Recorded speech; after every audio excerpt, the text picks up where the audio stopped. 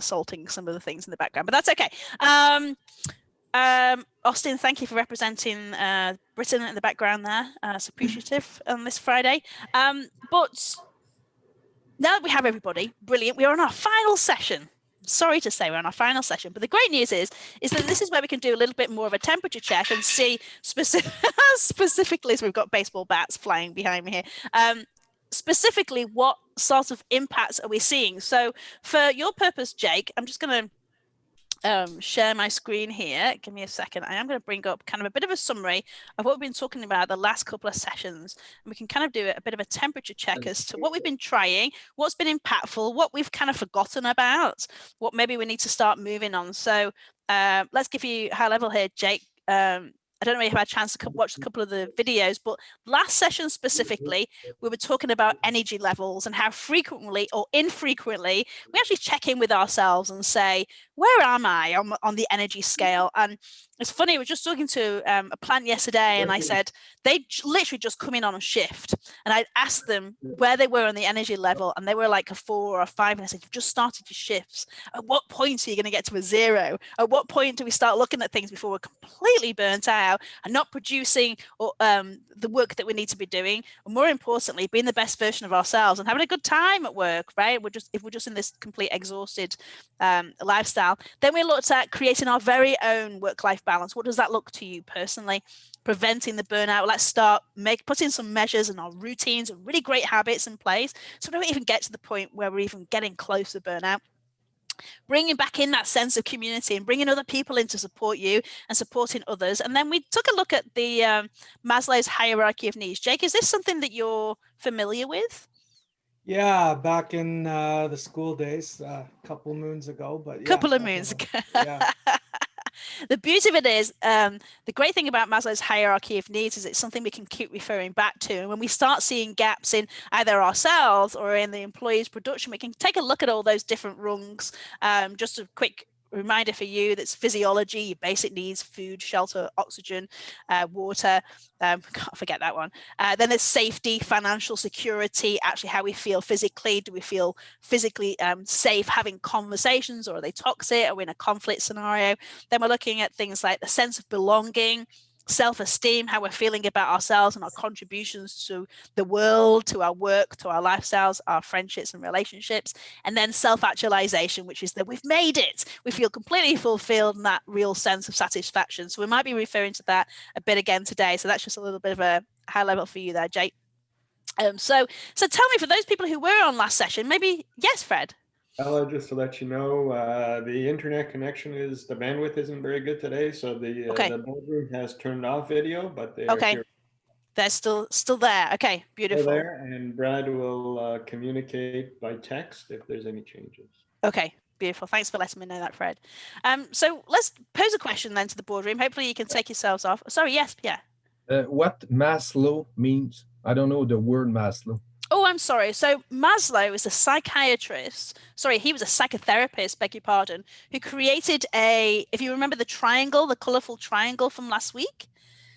I didn't, but okay, I know this. That's okay. You know what? That's okay. Let's flip right back to it, and this might jog you. Okay, Maslow, the theory. Okay. This one. Level of needs. Okay. Yes. I got it. So he was the name of the psychotherapist, and because when it comes to human behavior, there's so much to look at. There's so many different factors. So he had to kind of bring it all in and simplify it as much as possible. So when you are having conversations, or you are looking for areas in life that need improvement, or in the workplace, you can simplify it down to needs. So you could probably do the same for the workplace as well. So hopefully that's a good reminder there. But I'd like to know, let's go to the boardroom first of all.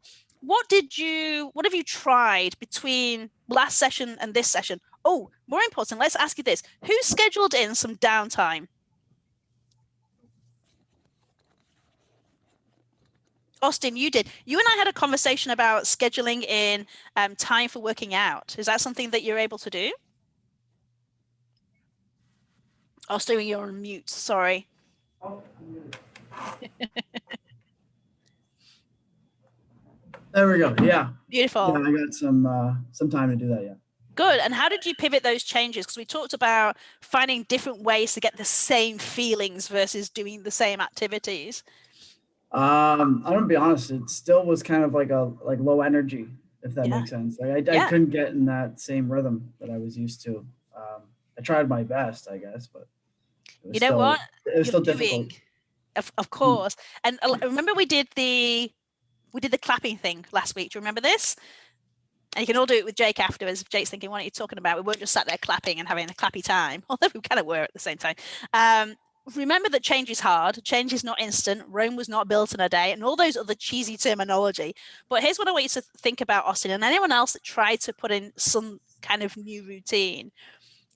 The way that you did things before cannot happen the same way, but you can take the feelings. So let's work through really, really quickly, Austin. So before you would actually actively go to a gym, correct? Yeah. Yeah. Okay. So tell me the process of you getting to the gym, like right from, I packed my bag, I grabbed a drink. Like, what was your process of getting into the gym? Well, obviously, pack your gym bag, all the equipment that you need. I'd always have some type of pre-workout or some type of stimulant, coffee or something beforehand. Okay. And then I'd get into my workout clothes. From there, I'd immediately go to cardio and then weights afterwards. Okay, so you had quite a pattern going on. Yeah, it was the same thing every single time. Yeah, you're a man of habit, are you? Very much so. Yeah, awesome. So here's very, very simply, you need to recreate that habit as much as possible. I was literally talking to someone yesterday, and I've just written a blog about it, about how we can recreate things that were the same before with different things.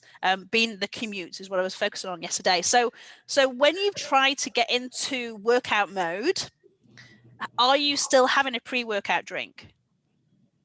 Yep. Okay. Are you still getting changed into almost identical clothes as you were doing in the gym? Exact same. Okay, good. All right. And then are you doing things in the same order? Are you doing cardio and then are you doing weights? The one thing I find I'm doing a lot more of sitting on my phone. I lose focus very easily at home. I find I can't get into that rhythm. There's so many distractions that the dogs will run downstairs and start like licking my face. I'm like, I guess I'm done doing what I was doing. It's true, because you're trying to recreate the same environment, right? But it's about recreating the same.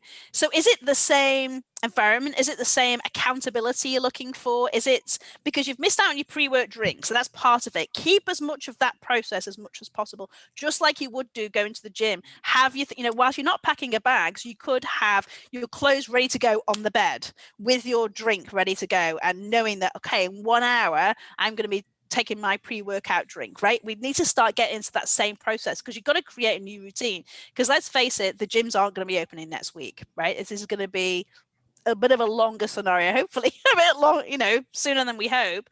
But you've got to still try and create that routine. So what I'm inviting you to do is take a look at how can you mirror that environment. So if that's a case of closing the door, literally, or that's when you give them their snacks, so they're totally and utterly distracted.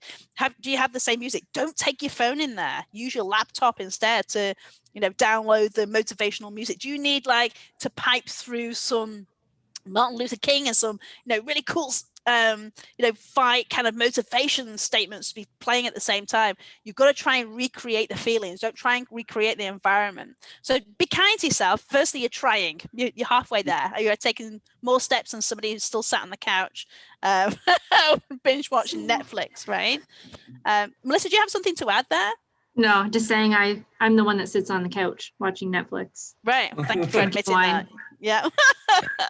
So you're getting further than most of us. It's about trying to recreate not the environment, not even the activities, but the same stimulus routine that you possibly can, to make it as close as possible. Is that maybe that's accountability? Maybe you have other buddies that you were friends with at the gym, and you're saying to them, my boyfriend does the same thing. He runs with other people. He goes on Zoom and they're all running together, because actually getting out of the house and going for a run is different, because he used to go for a run whilst at work. He's just got to recreate something alike to that. So I invite you to take a look at your whole process that you're following and the whole process that you used to follow, and how can you recreate that? So take a look at some other things that you can do to create some accountability, but you're halfway there trying. So high five to you. Thank you so much for sharing that, Austin. I appreciate it. All right, let's go back to the boardroom there. Who in there has been scheduling some downtime?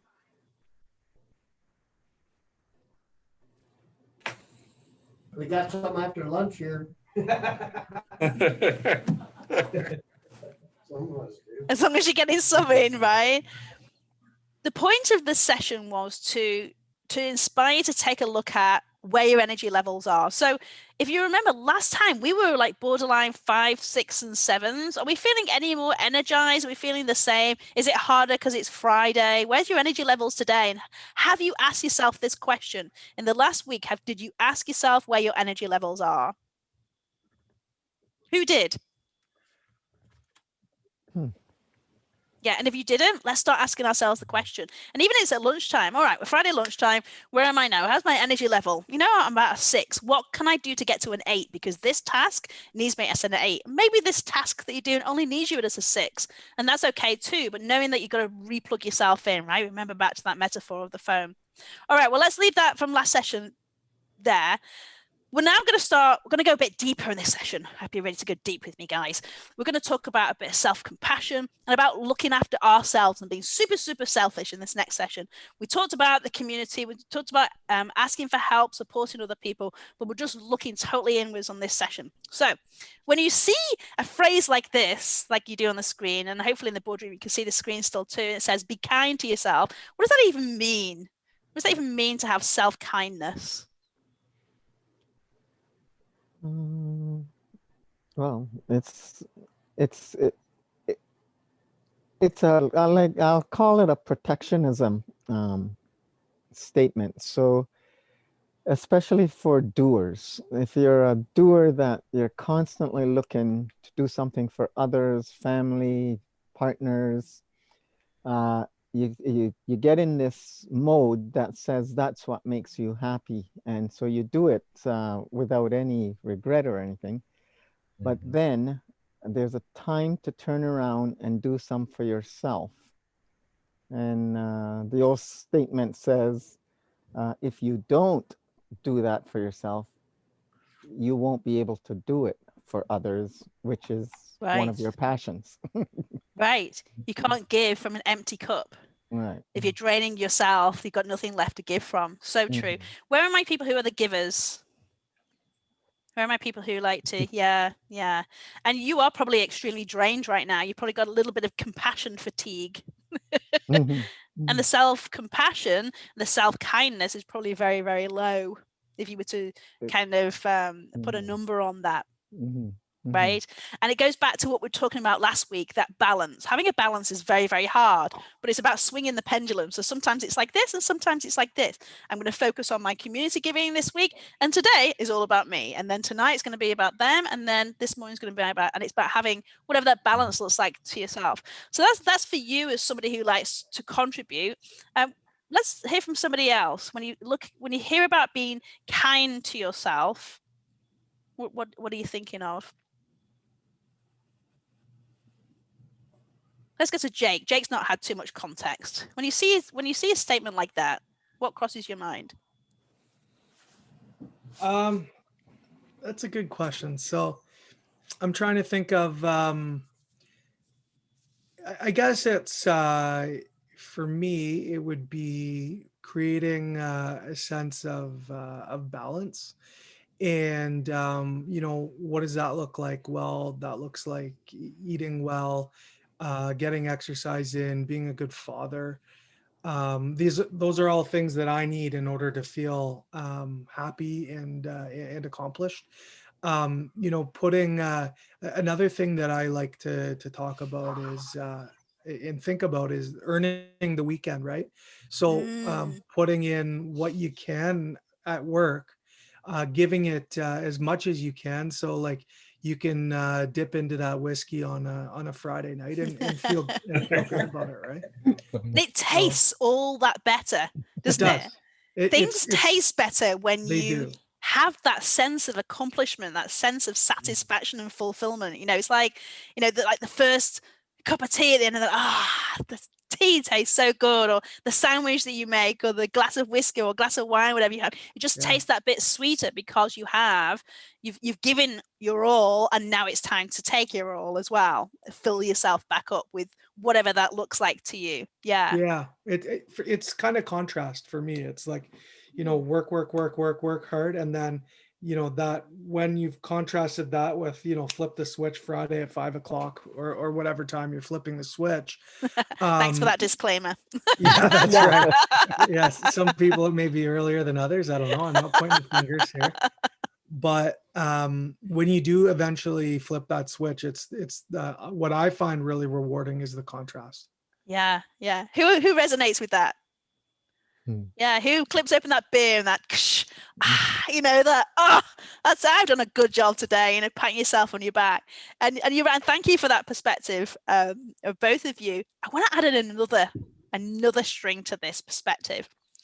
A lot of the time we focus on what we do versus who we are and the thoughts that we think and the person, like ourselves as a human, because it doesn't always have to be about taking action. So let me take you as an example, Jake, if you don't mind. And if I start talking out of turn, feel free to give me a wave to stop.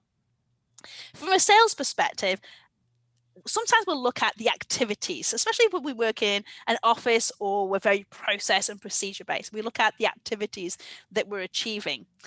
I'm inviting you to take a look at the feelings that we've got, our sense of contribution, the value that we've given. Like a lot from a sales perspective, if we take you three, the value that you're giving in the sales process to get the value back, right? It's a value exchange rather than what activities have I done today? What value did I bring to the world? What did I contribute today? And sometimes that may or may not be work tasks, and that may be contributing to an idea at work, helping someone solve a problem. It might have been showing someone a different perspective, listening to somebody, being compassionate, being sympathetic, and things like that. When we start looking at the feelings that we're giving or the value that we're putting out there, when it comes, and especially if we are givers, if we're constant givers, we need to look at it from the other side of the coin and say, what value am I getting? What do I need to fulfill myself? So one of those things you said there, Jake, was being a good father. So for you, it's about, you probably get energized by your children. And sometimes I should imagine you also get de-energized by your children, but that's a whole different, right? And it's that, how can I do that? Let's be kind to ourselves. But I'm going to put in another phrase for you to think about. Has anyone heard the phrase being imperfectly perfect? Before now? Yeah. Fred, you're nodding your head. What does that mean to you when you hear being imperfectly perfect? It's being tolerant, it's all about allowing yourself to make mistakes. Yeah. Learn from those mistakes and try not to repeat those same mistakes. Right. And how frequently do we do that? Would you say it's more or less frequent that we're on the air of, God, why did I say that to that client? Or, I should have emailed them, or, oh, I didn't do that, or that what I produced wasn't the best quality today, or, constant like kicking ourselves.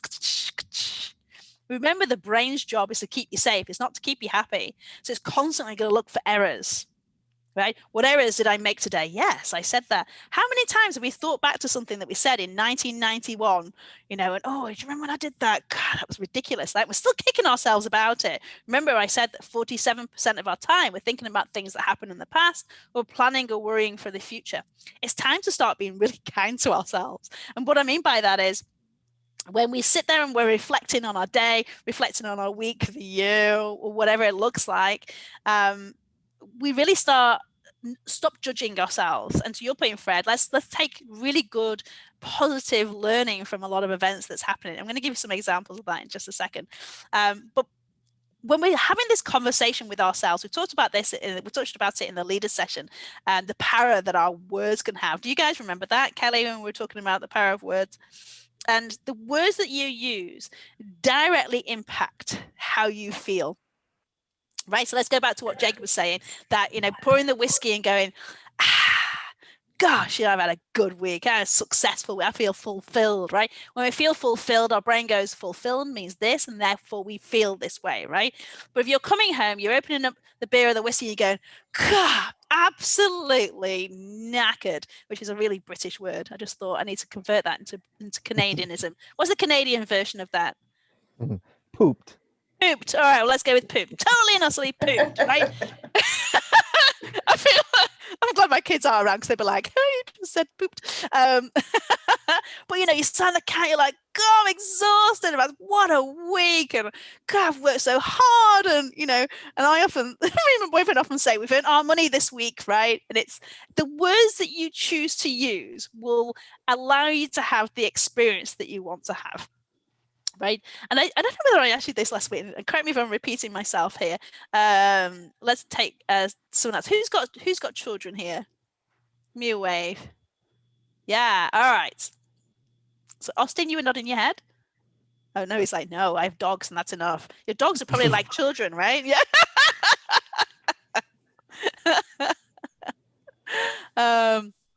Right. So for those that have children, how many of you have heard your children ever say these words?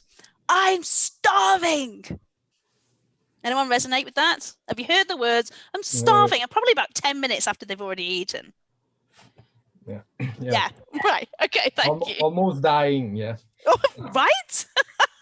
And they can sometimes, because they don't have a lot of social etiquettes as a child, they can almost be crawling across the floor, or they'll literally throw themselves over the couch and be like, I'm starving. This big dramatic, if we were in, the 18th century fainting couches, they would be draped all over it. And I'm starving. I need a granola bar, or whatever the choice of snack is, right? You're hearing me so far. Are they starving? Nope. They're never starving. Are they even really hungry when they ask for a snack? No, they're just looking for something that's habitual for them. Because they use the word starving, it actually says to their brain, all right, we're starving, people. Okay, body, start protecting itself. Then they start to get angry. Has anyone heard of the phrase hangry? If you haven't heard of this, come on, admit it. I know there's some of you in the boardroom that get a little bit angry and a bit anxious when you've not eaten. Come on, admit it. Yeah, right. It happens. Oh, I'm sorry I can't see you guys today. It's a bit disappointing. I'm sorry. And thank you for turning the video off so you can actually be part of this. I appreciate it. But take a think about this. When children are using the right words, they will react in the right way. So if they came to you and said, Dad, I don't have much energy right now, it'd be different. You'd probably go, let me give you a granola bar. Let me give you some protein. Here's a boiled egg. Here's a fruit, whatever it is you decide to give them. Am I right? But for the fact they come up to them, they go, I'm starving. In their dramatic delights that our children are you more or less likely to give in to that? No. No, you're a lot less likely, right? And we do it we do it as adults too. Now, although we feel that we have this social etiquette when we've grown into adults, we actually bring it into the workplace especially. So we'll say things like, I'm so stressed, when really they're not stressed at all. Or I'm exhausted. Are you? Because I just saw you carry 4 or 5 barrels from that. You're not exhausted. Do you mean you're actually feeling a bit tired? Do you mean that you're overwhelmed? Do you mean that you're disappointed rather than stressed? Maybe you're a bit bitter or frustrated. When we start taking a look at actually how we feel, the real how we feel, we're going to be able to create an experience about that. So give me an example of that. Tony Robbins, he's here on the screen. I talk about him a lot. I love my Tony Robbins. But he talks about this story of how he has his own life coach. And his life coach says to him, you have to start using words like really annoyed or super frustrated, or these very, very uncharacteristic, strong swear words that he was using. He said, because the words that you use become attached to your experience and your brain will react accordingly. So he said to me, next time you find yourself going, does anyone mind if I kind of swear a bit? Is it all right to say peed off? I'm going to say peed off. I said it now. It's too late. All right. I'm British. We don't do any swearing. What are you talking about? Okay, so he usually say, I'm really, really peed off at this particular, you can fill in the gaps here, really, really peed off. So he said, oh, wait, every time that you find yourself about to say that, look for the real word of how you actually feel and watch your reaction change. So one of the sales guys made a really, really big error. They gave away something that was actually 20,000 and he should have only been giving away something that was 2,000. So one of the guys ran up to him and he said, look, you know, this guy's made this mistake. It's cost us 20 grand. So in his mind, he wanted to go, I'm so peanut. Why would he do that? He knows the process. And he said, I heard my life coach's voice. And he said to me, he said, instead, I said to him, that's interesting. He said, everyone around him went dead quiet and went, oh, what's going on here? What is going on here? That's really, really interesting. That's pretty frustrating, actually, really, really frustrating. And as much as, you know, people were laughing about it because they were expecting him to explode because he's a very, very emotional man, he said he actually found himself not exploding like he would do normally. And yes, he was just really frustrated. He was frustrated at the fact that this particular salesperson did not follow this actual sales process. They had the whole script written out and everything of what to say when selling this particular training program. So that enabled him then, instead of getting mad, looking for blame, bringing the guy in, chastising him, making sure he's getting extra coaching, making him feel bad, he said, because he said he was frustrated, it enabled him to act from a place of calm, take a look at the process and say, there's obviously something wrong in this process. There is a gap here and it's got to be massive, because if we're giving things away at 20 grand when it should be 2 grand, there's a big difference. And it allowed him to sit there and be calm and look at the process. So here's what I'm inviting you to do, is to start looking at the actual words you are using and if that's truly how you're actually feeling. I'm going to show you something super cheesy really right now. Here it is. It's a feeling wheel. And I was first introduced to this through my children, believe it or not. And they just started in, I think Jack was in senior kindergarten. And if anyone that has young children, you know, at school, they do a really great job of looking at the different zones. So blue's like the sad zone, red's like the I'm going crazy zone, green, and I'm doing everything's okay. And then yellow, things are really, really happy, right? So he came home with this feeling wheel and I'm like, holy smokes, like this is getting a bit deep for kids. But I actually found it was really useful for me. And if you take a look at, so let's take an example. I'm going to pick on somebody, Kelly. So let's say you're feeling, you say that you're feeling pretty happy. Kelly, tell me something that makes you happy. That you. My family. All right, so your family makes you pretty happy. Take a look at where it says joyful there, and take a look in that like quadrant, and then go and find another word that tells me how you feel about your family. So, cheerful. Right. How does that differ from being happy? I guess cheerful is not as deep, I wouldn't think, as happiness. Yeah. So what else has been cheerful? So if I said to you, my family make me feel really cheerful, what comes up in mind to you?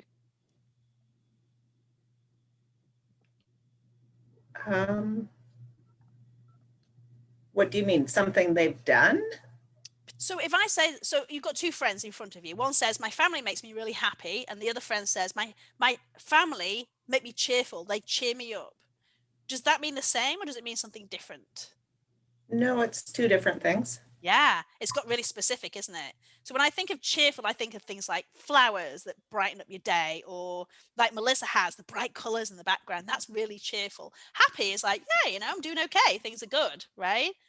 Or is it they energize me, right? Or I find my family fascinating, you know, why they do what they do. Or if you go into the like the blue and the purple bit here, you know, they make me feel thankful. That's different than, oh yeah, my family brings me some happiness, right? When we start attaching more descript words to it, it gives us different feelings. The same with a kid saying they're starving versus right now I don't have any energy, or I'm not getting any attention, Dad, right? If they start telling you how they really feel, we can really, really fix these problems, or we can really, really do something about it and act in that emotion. So it's, you know, if someone's going on vacation, oh, how are you feeling about going on vacation? Yeah, I'm pretty looking forward to it.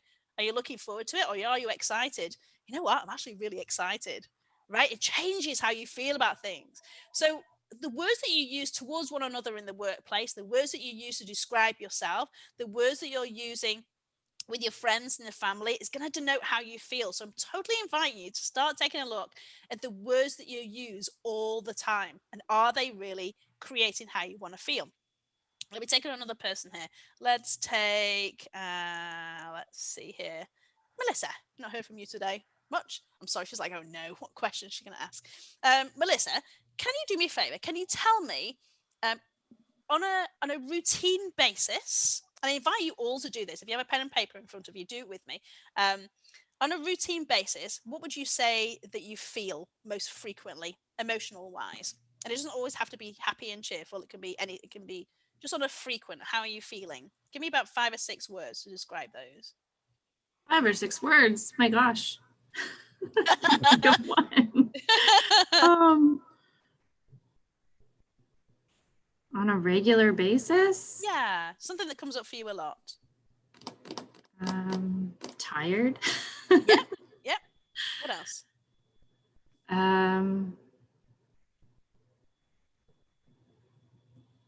Help Melissa. I don't know. Out This here. is actually hard. Thinking. Isn't it hard? Yeah. Yeah.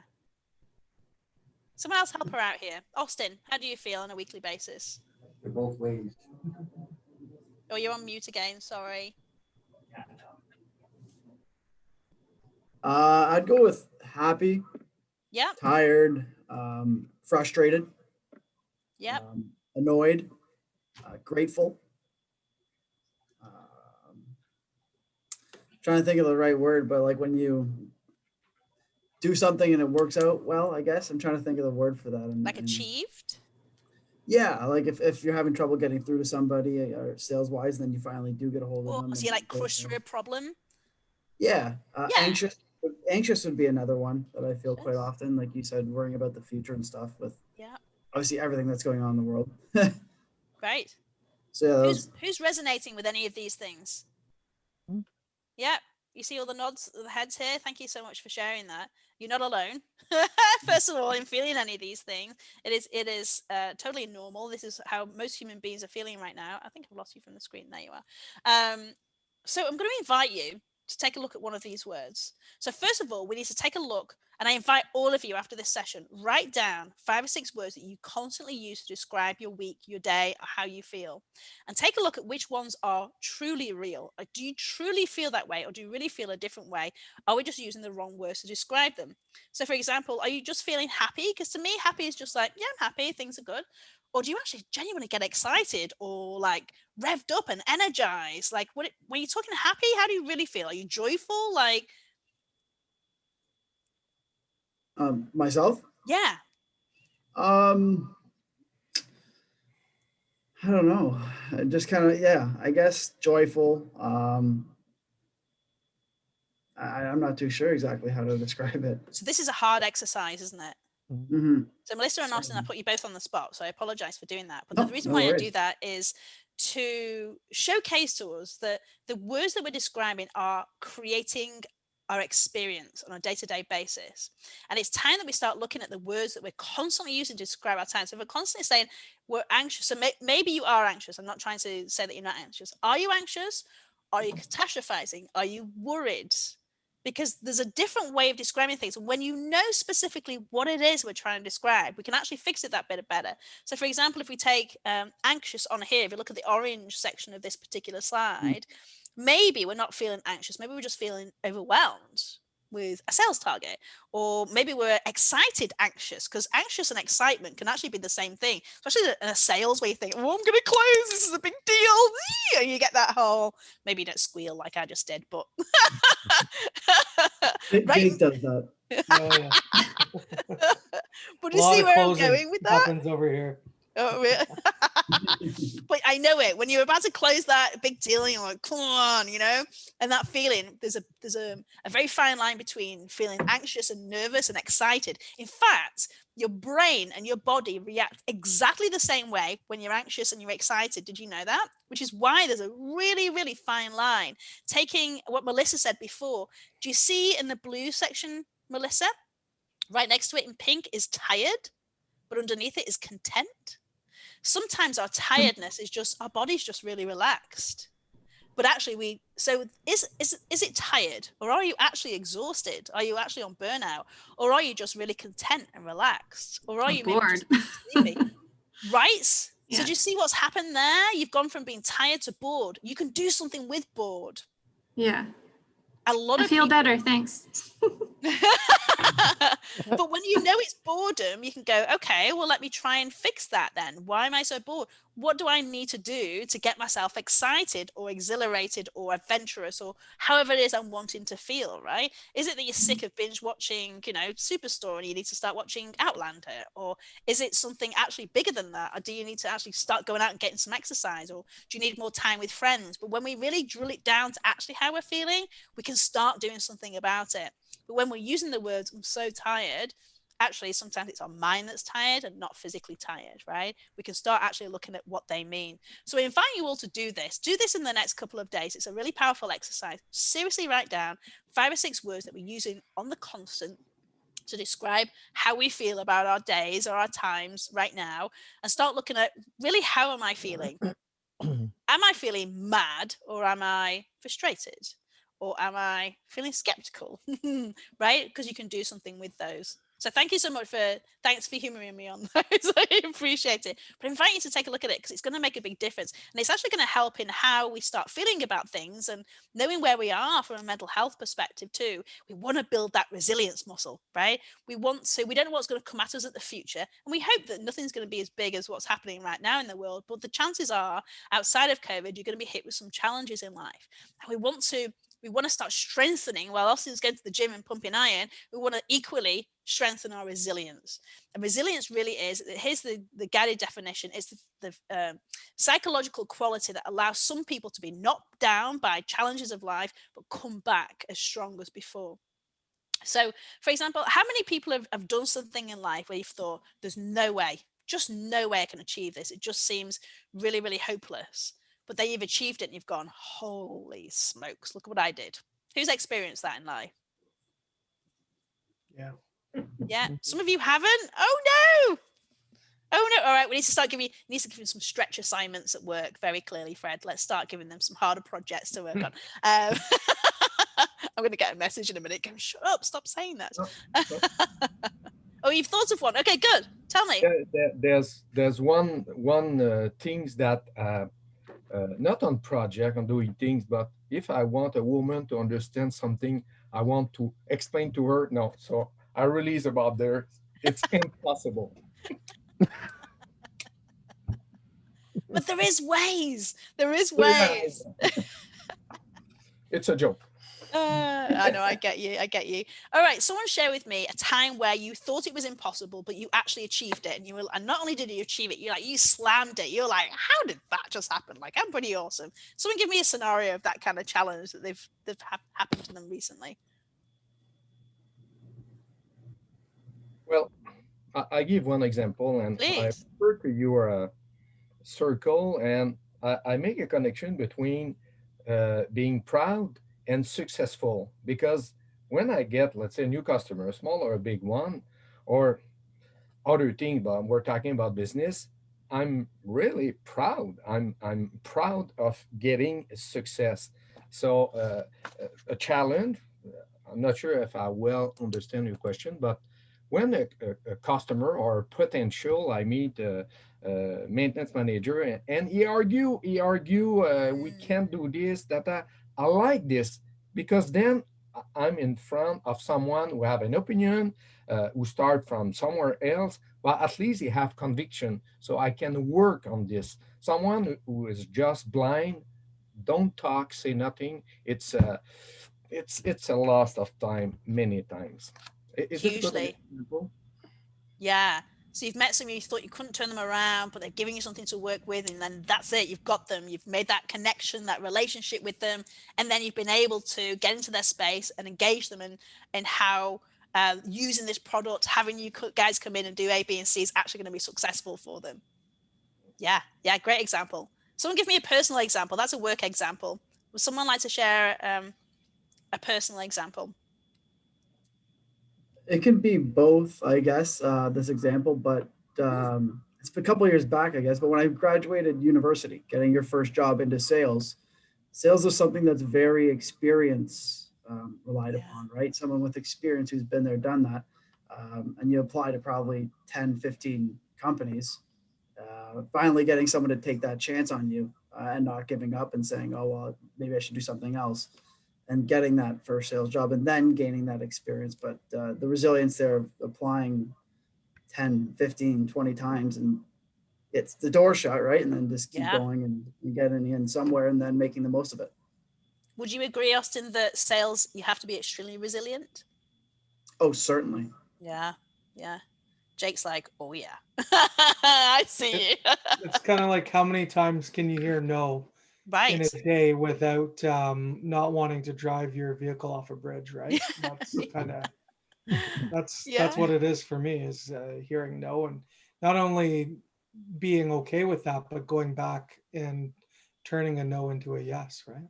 Right. And it's not accepting the closed door, and at least putting some value under the door, at the side of the doors, just so you know we're still here, just in case, you know. Yeah. Sales, you know, if you take sales out of its traditional role in the workplace, we're all constantly selling. We're selling ourselves to our peers as good people. We're selling ourselves in a job interview. You're selling yourself. You're selling ideas. You're selling how you feel, and for somebody to act on it. And having a no, having something negative or judgment coming at you can be very, very soul crushing, to your point, Jake. You know, while that's an extreme and we're joking about it, it can be extremely soul crushing and sometimes make you wonder if you are doing the right thing or saying the right things. When you get the yes, and the person going, oh, this is so valuable, I'm so glad that this came in front of me, it's when you go, that's right, I am doing that. And that's building that resilient muscle is so very important. And from a life perspective, I'm telling you now, there's more changes to come in life, and some of them will be exciting, some of them will be totally horrible. We've got to build up this resilient muscle. We've got to know that we can. Look at the 4-minute mile. Everybody said for years and years that is not possible. It is not possible. You cannot run a mile in 4 minutes. Bless you. And then all of a sudden somebody did, and because they did, all of a sudden lots of people did, and that actually then became very, very frequent that people were running a 4-minute mile. But for years and years and years, centuries even, they thought it was completely impossible for the human being to do that, right? And that's because somebody out there was resilient and said, I can do this. This will not beat me. Right. Sorry, I'm just not sure if you guys are wanting to share something with me or not. Maybe speak a bit louder if you want to share. We've all got really quiet now. Oh, you're so quiet in the boardroom. Say again. Steroids. Oh. Steroids. Oh. You guys, there's no room for entertainment on a Friday. We shouldn't be happy at work. What are you talking about? But yeah, let's talk about how we can do it.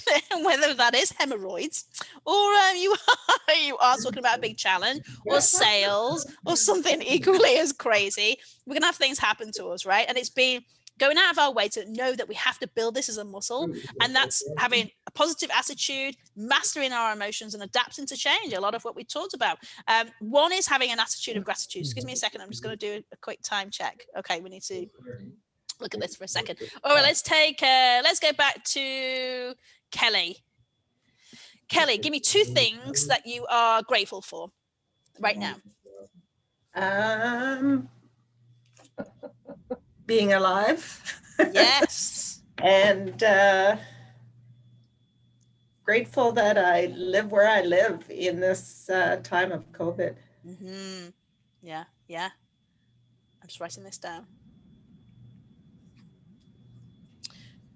That was not easy to answer, was it? No, there's a lot of things I'm grateful for. Yeah. More often than not, we don't actually sit there and take the time to think about things that we're grateful for. And it's a very, very cheesy phrase, but it's really true. It's having an attitude of gratitude. You can't actually be angry. You can't be a victim. You cannot feel a heightened, horrible emotion at the same time as feeling gratitude. It is fact. You cannot. So whenever we're feeling like in victimhood, or God, things are never going to get better, or I'm just going to be rubbish at this particular task, or I'm never going to get into this, into this company, and I just know they'll get such value from our products and our service. When we start bringing in an attitude of gratitude, it actually makes magical things happen from an optimism standpoint and this positive attitude. And it's as simple as that, Kelly. It's simple as saying, what 2 things am I really grateful for? And then here's the key. What would life be like without those things? So let's take out the fact that you're alive, because we know pretty much where we'd be if we weren't alive, right? What would life be like for you if you lived downtown Toronto in a condo, 100th floor? I don't think I'd be that happy. No, right? Yeah. When we actually look at what we wouldn't have if we didn't have these things, then what that does is it exercises the positive button and makes us go, thank gosh. Like I was literally teaching a student on Monday, and he was sat, beautiful apartment, just stunning apartment. You could see the CN Tower from his apartment, stunning. How he got it as a student, I'll never know. But and everyone's like, God, we're totally distracted by what's in your window. Give us a tour, you know. And it was really cool. And I said, how's life for you downtown Toronto? Because I'm in the Durham region, same as you guys. You know, I'm in a region where it's not a hotspot. I mean, you guys, you know, it's much better numbers than it is where we are. And he said, it's terrible. He said, it takes me about 2 hours to leave the building because they can only let 4 people in the elevator at any one time. And there's 700 of us that lives in this building who all want to go out for a walk at lunchtime or in the morning. He says, so I have to be really purposeful when I leave, or I have to walk a lot of stairs. And he said, and that's just depressing because I'm exhausted by the time I come up. I don't see anybody. I don't see people walking past my door. I don't commute. I don't do all these things. And I was just filled with this immense gratitude, because some days I'm like, I wish it was a bit more exciting in downtown Oshawa. It's not really very exciting down here. And other times I'm like, I'm really glad it doesn't have this level of excitement. I don't see riots. I don't see, any of these crazy things that happen, and we're not experiencing that. So I'm inviting you guys, alongside the word thing, take a few minutes, say to yourself, what 2 things am I grateful for? And what would life be like if it didn't have these 2 things? And that could be something as simple as, my cat enjoying themselves next to me while I'm delivering a session, or the fact that I have hot tea next to me, like I love my tea. Where would I be without my tea? Us British need our tea. It's our medicine, right? But these things are really, really important to you. It's going to build that positive muscle. The next one is like mastering the emotions. And one of the things, has anyone seen this before? It's called the Serenity Prayer. Yeah. Change, courage, change the things I can't. If you haven't heard this before, I totally and utterly invite you to take a screenshot of this, because it's something very, very powerful. And if you take out the fact that it is meant with religious connotations, it's actually was created around AA, Alcoholics Anonymous. Not something I've been in, but it's something that I totally stole and I use myself. So those days where I'm like, why is this not changing? Why is it still COVID? Why is my hair still going grey? And all the questions in the world that we just got to answer, we have to, jokingly aside, say, I got to start accepting the things that I can't change, have the courage to change the things that I can, but more importantly, know the wisdom to know the difference. And I wrote down here a couple of reasons. Right before we came on the call, I thought, I'm going to just write a couple of reasons why I find the Serenity Prayer really useful for me. And that's when you accept it, it becomes really neutral. When you accept that something's just happening, it becomes neutral and you no longer judge it. Right. It also, when you are judging it and when you wish for things to be different that can't change, it actually takes away a lot of your inner peace. It takes away a lot of your energy and the power. Right. So I invite, if you haven't heard of this before, look it up or take a screenshot. The Serenity Prayer can be really, really helpful in keeping you optimistic and that acceptance level, which isn't very easy to do sometimes, but it's certainly a muscle that we can start exercising that little bit more. Let's go with emotions. Sorry, we're going to run out of time. I don't move this along a little bit. Managing emotions. Who got taught to manage emotions at school? Who did? Anybody of us? Yeah, you did? Yes. Well, kind of. 2. Anybody in the boardroom? So there's 2 out of 16 of us that are on the call that were ever taught to manage our emotions. Isn't that interesting? Has anybody here, by show of hands, ever acted with emotions that maybe were not showcasing your best self? Come on, let's see some more hands here. Right? Emotional management, otherwise known as emotional intelligence. Has anyone heard that phrase before? Emotional intelligence. Yeah. It's a phrase coined by a gentleman called Daniel Pink. If you want to read his book, it's a great book. It's just literally called Emotional Intelligence. And he talks about the importance of us being able to manage emotions. Take it from a sales perspective, Jake, right? If you can't manage your emotions, or even you were just talking about that person who feels very passionate about their particular topic and how much they don't need your service or your products. When someone gets very passionate about something and you need to help them manage their emotions, right? You're managing that situation, you're managing the conversation. When we understand where other people are coming from with their emotions, and we know where we're coming from with our emotions, we can actually step back and start thinking about them that bit better. I'll give you some top tips here. Inviting you, number one, get out of your comfort zone. The second that you have a feeling, be it joyful, be it depressed, anxious, angry, or whatever, but when it's at the high end of the scale, inviting you to get out of your comfort zone and recognize and name it. This is how I'm feeling. And don't start naming it. I'm angry, I'm mad, I'm frustrated. Look at, how do I really feel about this? Oh, I feel bitter. I feel bitter that they get to go here and I don't. Or I feel frustrated that I don't get to do that, or whatever it is you feel. Get out your comfort zone, start naming it. That feeling wheel is very, very powerful. Second of all, don't judge it. If you're feeling frustrated, go, okay, I'm feeling frustrated. Don't try and say, no, I should not be frustrated right now. Come on, let's not be frustrated, because it doesn't work like that, right? How many people react well when somebody says to you, calm down? How many of you actually calm down when somebody says that to you? Anyone? Right, it doesn't happen, right? Just calm down, right? Don't be so emotional. Okay, right? So don't judge it. Here's how I'm feeling right now. I'm feeling very frustrated. When you name it and you vocalize it, say, you're right, I am a heightened emotion. Right now I'm feeling this. I'm feeling very frustrated, very bitter, very depressed, very anxious, whatever it is you're feeling. The other person can go, okay, so they can manage how you're feeling because they know how it is. And you can say, this is how I'm feeling, rather than I'm going to stop feeling that. Just recognize it's this situation has made me feel like this. And then here's the most important point, right? Going right back to the stop method that we spoke about, right?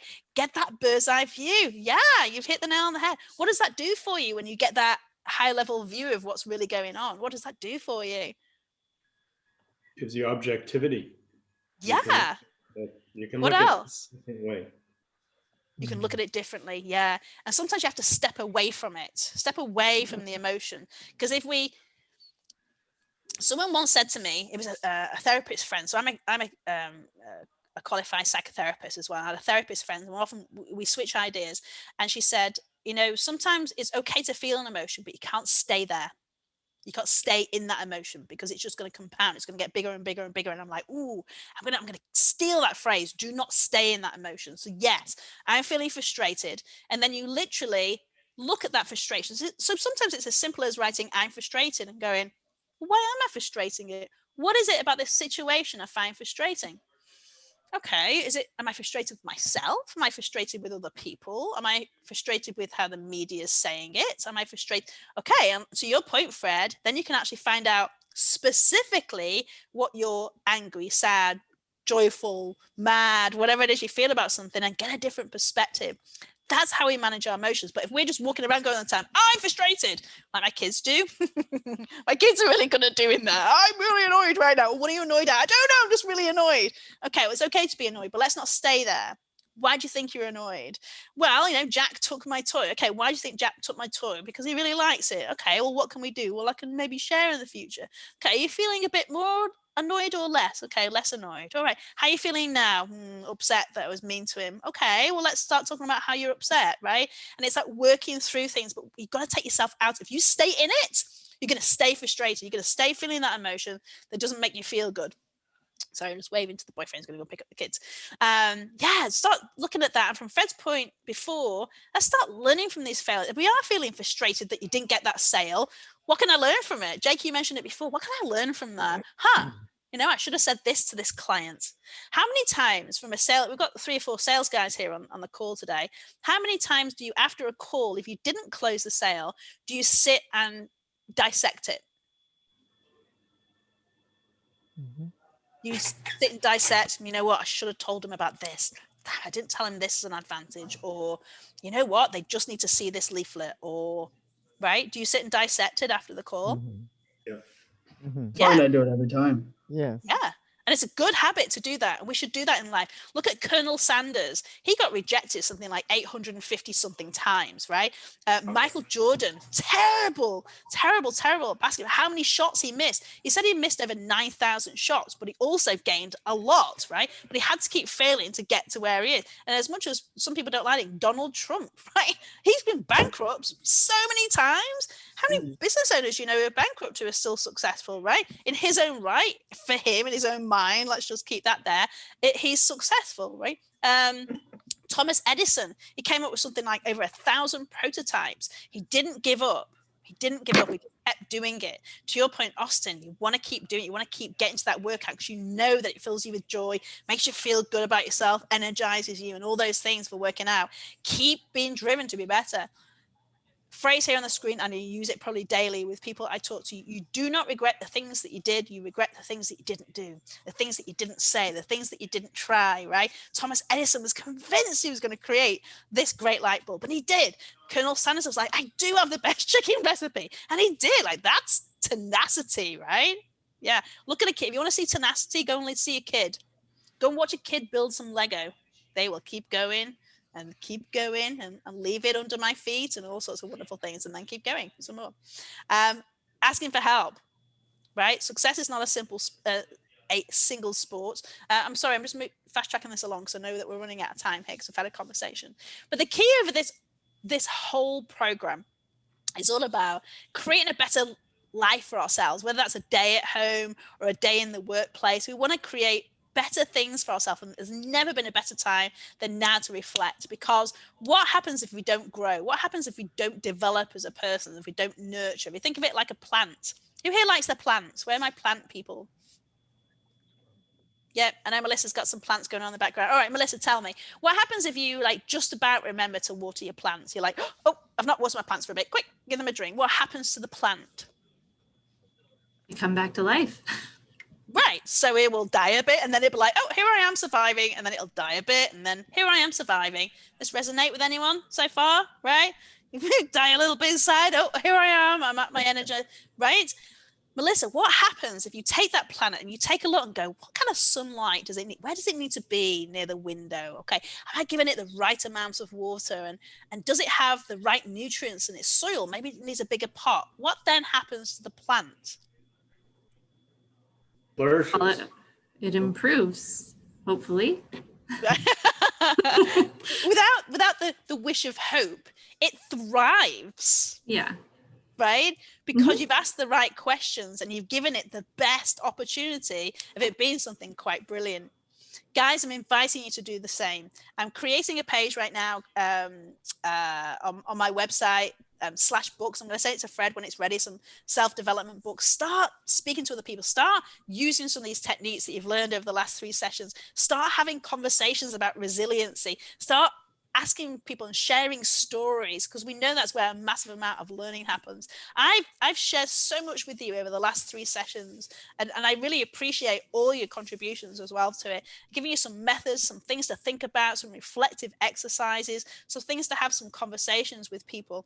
And I have gone 2 minutes over time, so I apologize for keeping you longer than we need to, but I would love to know, what did you find most valuable about this session? And if you'd like to share overall all the sessions, because it is our last session together. Personally, just to stop and take a moment, take a deep breath, analyze the situation, what's going on, and then if change needs to be made, make the change. If you can't control the outcome, then accept it and move on and be a better person for it. Yeah. Oh, what a great synopsis. High five to you. Thank you. And thank you I picked on you a lot today, Austin, so I appreciate you. I appreciate your sharing as always. Who else would like to share? What is your webpage? My webpage is, if you go to ebacademyonline.com. All right. Thank you. And if you do /books, there's a couple of books on there. I'm just updating it. I have it down to do this weekend, some other personal growth books. There's a few blogs in there, and there's some online courses, and also take you to my corporate stuff too there. Yeah, thank you. Okay, thank you. Yeah. Someone else from the boardroom, what have you got out of today's session?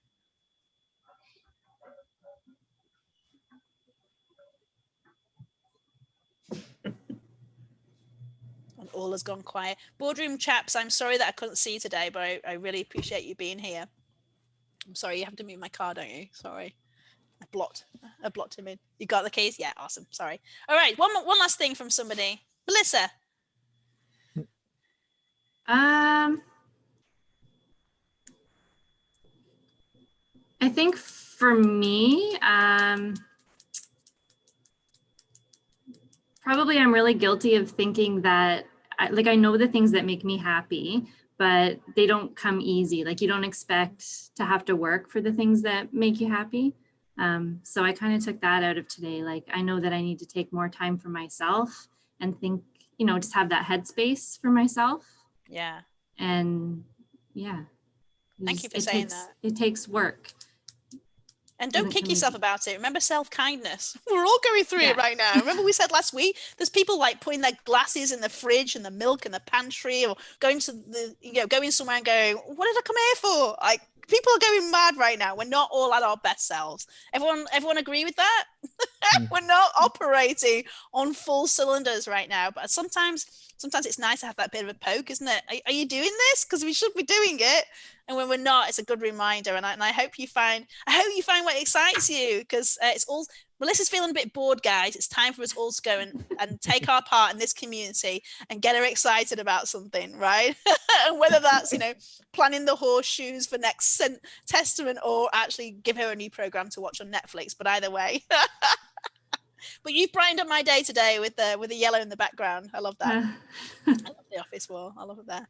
All right, guys. Well, thank you so much. I appreciate all your interactions. I've learned a lot. It's been great getting to know you guys. Please keep in contact. ella@ellabates.com. You can find me on LinkedIn as well. I'd love to keep going with your impact. And Fred, I'll be in contact in the next 30 days or so, because I'd love to know what kind of impact you guys are seeing from a workplace perspective, and what this is giving you. And also from a personal perspective, I'd love to know, what's increased, what's been the impact. Thank you, Ella. And I think what I take away is you've challenged us to think about doing things differently.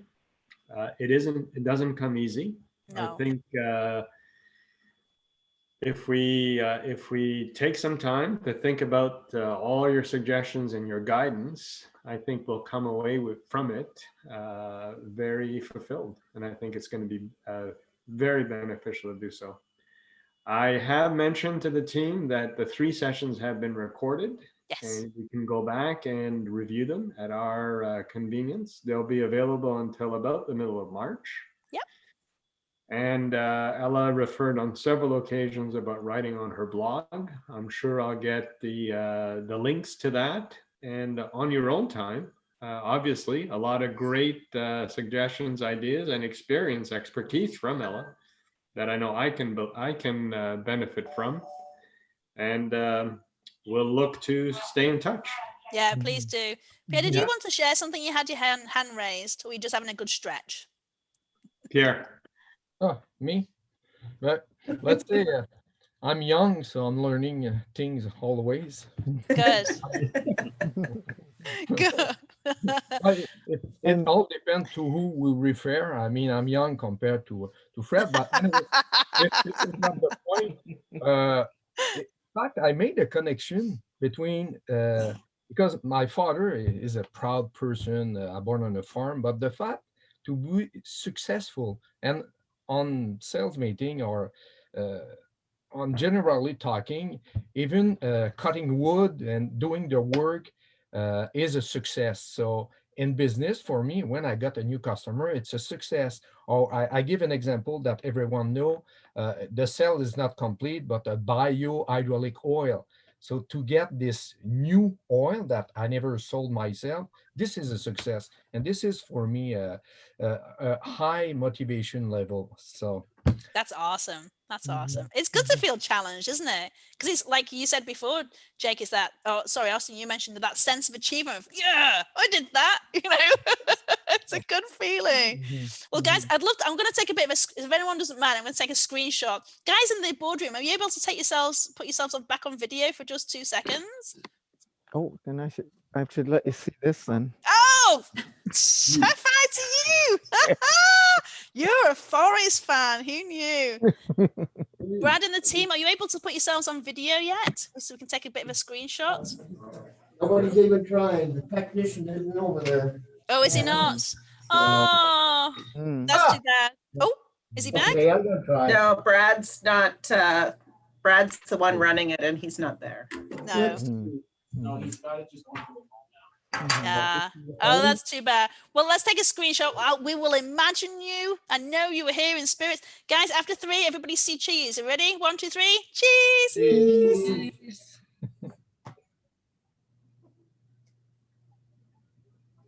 All right. Beautiful. Guys, thank you. Enjoy your weekend. Keep in contact, and I'll see you guys soon. Thank you. Take Nice care, to meet guys. you. My Well done. pleasure. Thank Lovely to you. meet you guys too. Bye now. Bye. Bye.